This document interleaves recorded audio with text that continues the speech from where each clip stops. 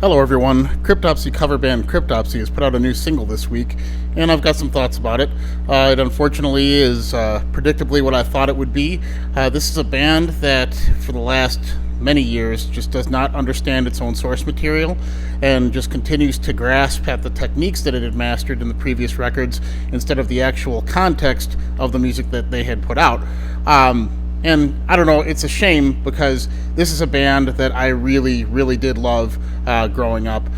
Believe it or not, there was a time when it was hard to get their first couple of records. And I had seen their name going around in the 90s, and I had wanted to get the first couple of records, but it was very hard to track that stuff down. I had obtained the Wrong Again Records sampler, which had Slit Your Guts from None So Vile on it, and I loved that song. I loved that it was savage. It was like a more chaotic Suffocation with more of a sardonic slant to it. I did enjoy that a lot, and I looked for that record, could not find it. They also had trying to remember what was on that sampler, which I still had it. It was like a demo from Darkane, and then they blew up. But yeah, after that they put out Whisper Supremacy. I was able to get that, and then I finally, after getting that record, went back and was able to obtain the first couple of releases. But I did really enjoy the chaotic aspects of what happened with the band afterwards. To me, I know it turned off a lot of death metal fans, given that it was kind of leaned more into the hardcore formula of things, but to my ears, I just heard a more extreme kind of voivod, and I really did enjoy that they branched out from just trying to assemble songs based on power chord formations and branched out to more bizarre sounds, and it really added to their formula, because this is a band that tried to get across the idea of confusion and savagery and not being in the right state of mind, and it really did work for them, even though it kind of stepped outside the boundaries of what death metal is. But then, as the band progressed from then, they just kept trying to realize who they were and could only point the finger at the techniques and the superficialities of what it was, and they tried to emulate it, and when they didn't, and they derailed their whole career for a bit with the Unspoken King record, they tried to rebound, and they did with what Morbid Angel did and try to put out an aggressive record after that. But throughout the course of all of this, it just became startlingly clear they did not understand their own source material. But if you wanted to look at what made the band what it was, you're going to hear the ideas of that here, and I could tell you what they are. If you want to make a CRYPTOPSY song, you got to have rapidly shifting power chords. You got to have some tremolo picked sections used sparingly. You have that here. You're going to have the hyperblast. You have to have that. And your song composition does not need to be a focus. So that's pretty much it.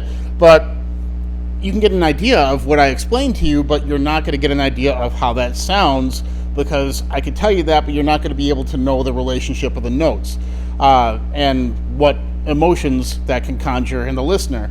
And as much as they think they understand what their own band is based on having that recipe, they cannot put it together the way John Lavoisier did. You're not going to get the same moods across. You're not going to get the same emotions across.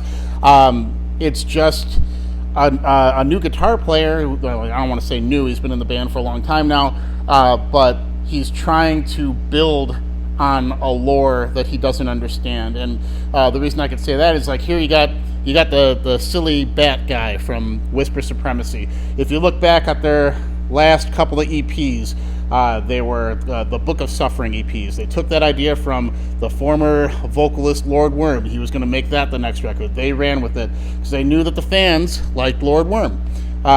They went ahead and copy-pasted the melody from Crown of Horns, just a little bit of it, in this song. You can hear it. It's like the first tremolo picked riff. I'm not going to play the song because they're on a bigger label now, so I'll probably get copyright striked. But there's a part where they do that technique where you put your index finger on your right hand and you run it up the fretboard to get that kind of slide kind of feel. They have that, which they took from Keeping the Cadaver Dogs Busy from Once Was Not. They put that in a riff in this song. So they're like, I know what Cryptopsy is. I know what it's supposed to sound like. I'm going to try to give you that. And that's kind of been how they've approached the band. Everything that they've done probably since, I don't know, after the turn of the century it has not felt organic. It's felt like they have an idea of what the fans want to hear, and they really want to try to deliver it because they had their hands slapped before when they tried to go against that. But in doing so, they were like, we're going to try to maybe have a little Deftones groove section. That didn't work. We're going to maybe try to have keyboards. That didn't work. And oh yeah, we're going to bring back Lord Worm. That didn't work because the music got too complicated for a vocalist like that. And then they were like, oh, we're going to bring back John Lavoisier. And, that kind of almost worked, but it was not really the most inspired record. And now they're just kind of continuing on that path. And right now they just really do sound like a Cryptopsy cover band. And I wish it wasn't the case, because as much as this band gets, derided for what they brought to the table in the death metal context, they did sound at least inspired in the riff department. They did not have good compositions. I mean, that kind of ended with None So Vile, but they had strong riffs. They had strong character to the riffs. This, you don't have that, and you have Cash Flow Monnier doing the bare minimum to just keep the band on the road so you can continue to make money. And it's disappointing because I know that I love the guy on drums. I've always loved what he brings to the table on drums, and I think he's very creative, but his ideas are they often miss the mark. And this is the song that they put out this week.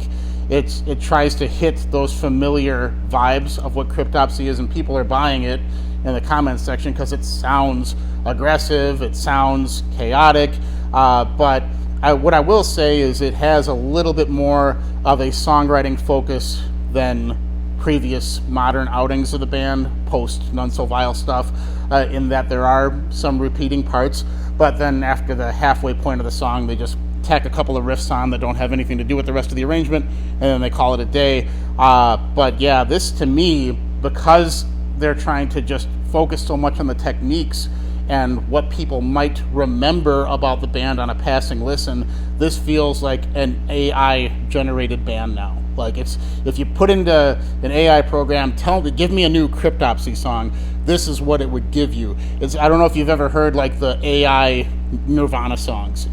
You can kind of copy the ideas of the techniques, but the vocals are just kind of off. Or if you look at AI imagery, you'll look at the text. They can't really understand how we use language, so you'll see like a garbled mash of letters. That's kind of what this is. It's like it's kind of hitting familiar notes, but at the same time it's just spitting back a very basic formula, and the parts don't fit together.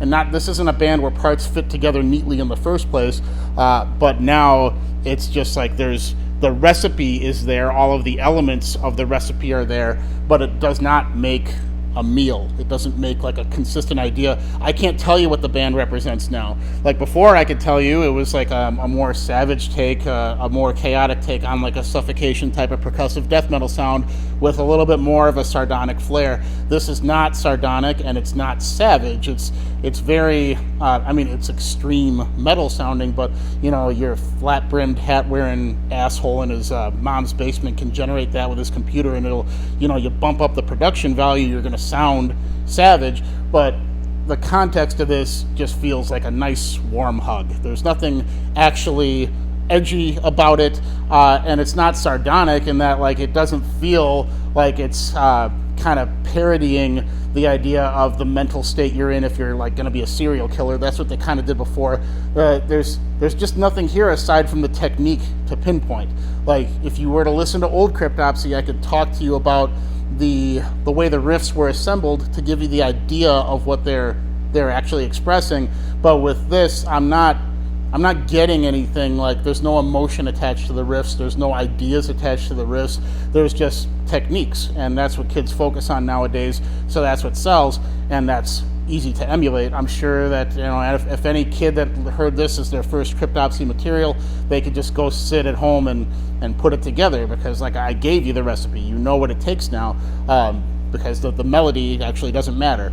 But I don't know, even though they managed to piece all of it together in a way where it sounds like CRYPTOPSY, to me it still sounds like deathcore. And it's not just the vocalist. The vocalist is, pretty deathcore sounding, but that guitar player, Christian Donaldson, is just like, he's trying to approach it from a death metal technique, but it's spitting out deathcore. And I don't know how he's managing to do it. It's just, you can't just, if you don't have it in you to write with that kind of tonality, you're not going to be able to force it, and he's trying to force it. He's like a metalcore kid trying to write not just death metal, but trying to write CRYPTOPSY death metal, and you can't just force that. And someone like John Lavoisier was, a very atypical player. I'm not going to say he was great at everything he did, songwriting included, but you knew who you were listening to when you heard him. This is kind of like a cheap rehash of his techniques and ideas, but without the actual substance.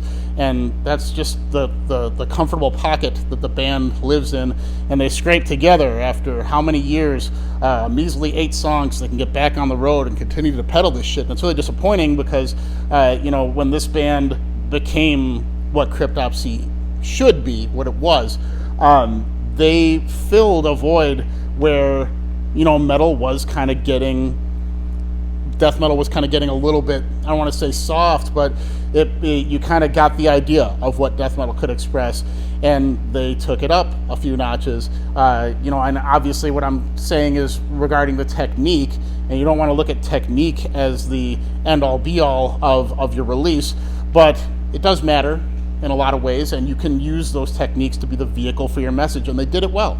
This, because there is no message, they're just the techniques that are bare, and you can obviously see what they're doing. And I don't know, it's very much what I thought it would be. It's a bunch of guys trying to be CRYPTOPSY, and not even Flo himself knows what that means anymore. But I don't know. I'm sure the rest of the record's going to be like that. I'll give it a listen, and if it's worth my time, worth your time, I'll give it a review here. But that's what I heard out of this single. I don't know if it's what you guys heard. Let me know. But yeah, I'll just keep listening, hoping to find something that mirrors what they could represent. Thanks.